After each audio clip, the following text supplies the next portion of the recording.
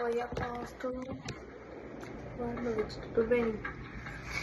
Enfim, hoje eu vim contar o meu testemunho. Eu comecei a, a ter crise de ansiedade e depressão quando eu tinha aproximadamente uns 15 anos. Já tinha completado os 15 e começou com aquele sentimento de: será que eu vou conseguir? Será que eu mereço passar por isso? Será que um dia eu vou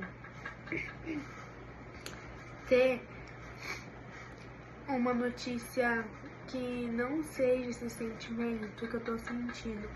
E pra descrever esse sentimento seria desespero. Eu tinha muito desespero de conseguir as coisas, muito desespero de me sentir sozinha. Pra mim, não me sentir sozinha foi o ápice de eu ter cometido o que eu cometi. Quando eu já tentei me matar, tinha catado uma gilete no banheiro e cortado meus punhos. Graças a Deus não tinha acontecido nada com meu punho e nem comigo. No momento só começou a sangrar e já que eu tava no banheiro tomando banho, eu só limpei e deixei pra lá. Aí depois eu tinha encontrado meu namorado e ele viu o meu punho. Aí ele falou assim que ele ia contar pra minha mãe. Mas eu falei assim que era pra deixar porque eu não precisava. Mas aí voltou a minha ansiedade. Começou a me dar crise de ansiedade. Eu não sabia como que era aquilo, nunca tinha vivido. Eu comecei a chorar. E fui e mostrei pra minha mãe o que eu tinha feito. Só que na hora que eu fiz, coisa pra mim como um alívio. Porque no momento eu só queria me aliviar daquilo que eu tava sentindo. E meu sentimento era de abandono. Não tenho uma relação boa com meu pai. E pra mim foi aquilo que tava mais me machucando. Como sempre me machucou, como sempre foi e será até quando eu tiver uma idade maior e esse sentimento passar. De ele não querer estar perto, dele não ser um pai presente. Mas pra mim ali naquele momento foi como se eu não servisse pra estar aqui. Porque se ele não me amou, quem iria me amar? Quem iria estar do meu lado? Se não fosse ele, por que ele não fez aquilo? Entendeu? E era isso que tava mais me machucando. Aí passou, minha mãe ficou do meu lado, aí ela me levou no médico. Aí eu comecei a tomar remédio controlado. Tomo até hoje em dia, mas aí eu já vou contar a história também. Eu comecei a tomar remédio controlado.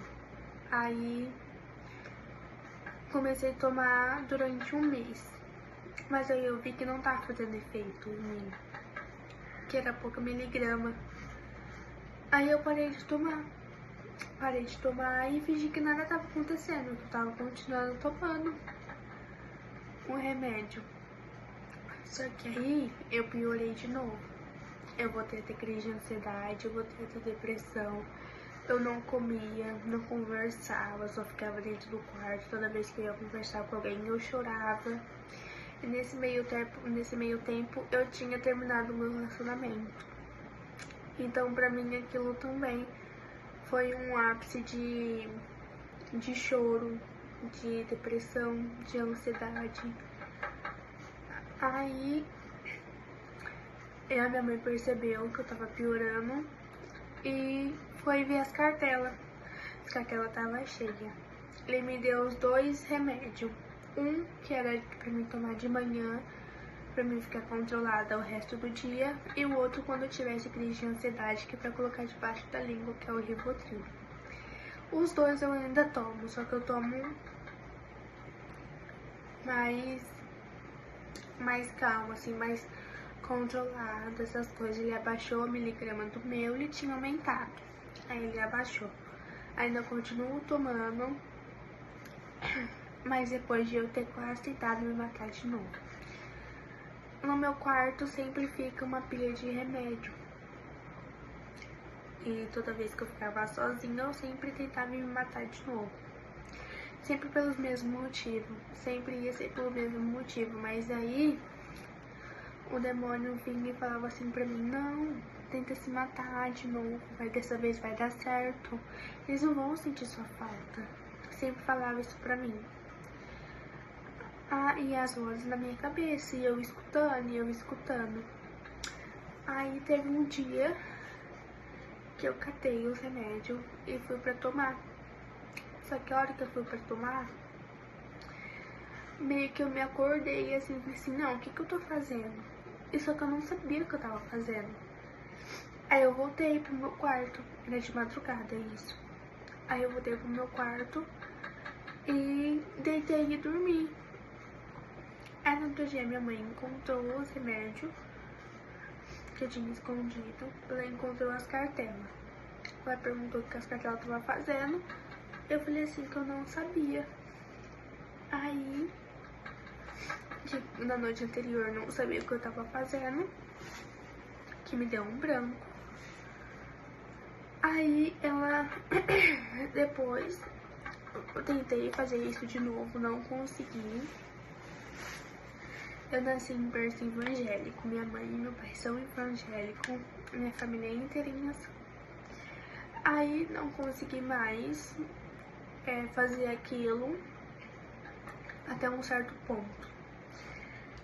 Depois as coisas foram piorando, que aí as vozes na minha cabeça eram maior, com mais frequência, e cada vez só piorando, cada vez mais.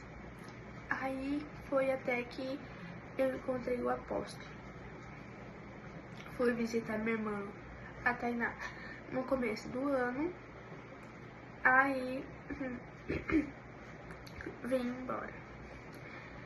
Vim embora, mas aquele sentimento de vazio por dentro, sabe? Aquele sentimento que nada ia dar certo, que se eu não existisse mais as coisas poderiam melhorar, que o peso era eu, essas coisas. Aí foi que até um dia a minha mãe, como ela sempre faz, ligar pra minha irmã todo dia pra conversar com ela e com as crianças. E foi até que dessa vez que o apóstolo me viu passando por trás da chamada de vídeo. Aí foi que a minha mãe falou assim pra mim conversar com a minha irmã. E quando eu fui conversar com a minha irmã já catou e passou o celular pro apóstolo. Só que o apóstolo nunca tinha conversado comigo na vida dele, e muito menos na minha, porque a gente não se conhecia, não sabia o nome dele, nem muito menos o meu. Ele só sabia que eu era irmã da Tainá, a única coisa.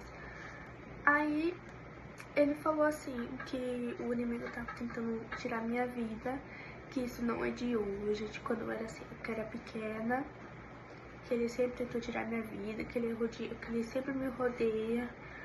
Ele faz de tudo pra mim me envolver em acidente, pra mim tomar remédio, tentar me matar várias vezes. Ele sempre falou isso. E Deus estava mostrando pro apóstolo. Até que ele falou dos remédios. Que eu tava tentando me matar com os remédios. Tentando me dopar. Aí foi aonde ele começou a falar. Ele falava e eu concordava e chorava. Aí foi aonde ele falou assim que ele tava repreendendo. E isso foi na onde que eu senti um alívio, um peso de menino indo embora.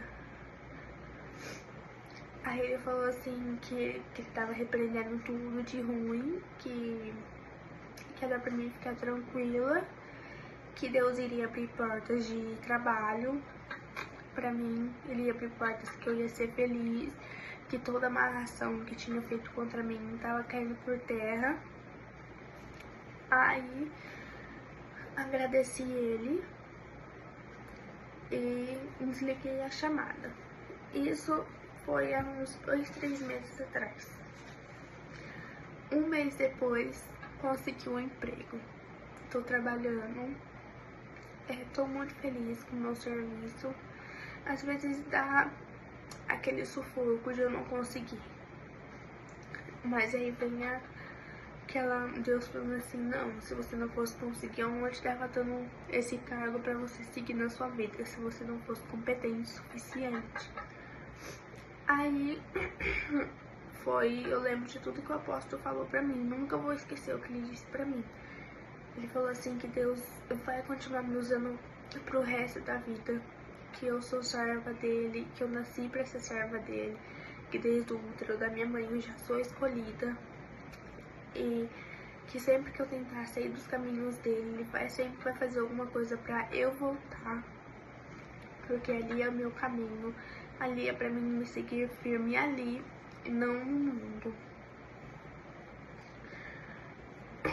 Voltei pra igreja, voltei a namorar, minha família tá seguindo a igreja, meu irmão, meu namorado, minha mãe, minha cunhada, minha casa inteira tá seguindo Deus. E posso dizer que é um sonho realizado, porque por mais que quando às vezes a gente pensa assim, não vai dar certo, aí a gente já tá ensinando que não vai dar certo, aí vem o inimigo e tenta te confirmar que aquilo não vai dar certo. Mas aí Deus vem e fala assim, se não fosse para dar certo, eu já não estaria preparando tudo. Eu já não estaria tudo preparado. Você não estaria aqui fazendo tudo o que você tá fazendo. Por mais que a gente sempre tenha um momento difícil, a gente sempre tem que se agarrar a Deus. Nesse momento que eu tava ruim, tava desesperada, que não sabia o que fazer, eu só queria morrer. Era a única coisa que eu queria. Não acreditava em mais nada, e minha mãe orando, minha família inteira pra mim passar disso, que eu não merecia ficar assim. Aí foi onde eu me ergui assim por eles, porque se não fosse por eles nem aqui mais eu estaria. Aí quando as pessoas dizem assim, mas isso é frescura, isso não pode acontecer, jamais acontecia isso. Não é frescura. Passei por isso, eu sei bem como que é. A gente pode falar assim que é uma coisa desesperadora, uma coisa que você não sabe o que se faz, é uma coisa completamente louca e um sentimento inexplicável que você só quer desaparecer do mundo e chorar. Chorar achando que vai resolver alguma coisa, e no outro dia é a mesma coisa e dia após dia só vai piorando. Então, quando vocês veem uma pessoa em situação de ansiedade e depressão, vocês ajudem, porque não é fácil. E tenha apoio para aquela pessoa, e ora para aquela pessoa, e jejua para aquela pessoa, porque eu sei que não é fácil, eu passei por isso. Às vezes o inimigo tenta vir para minha vida para me atacar de novo, mas eu repreendo porque não quero passar por isso de novo. E muito menos fazer minha família passar por isso também. E é isso. É isso, meu testemunho.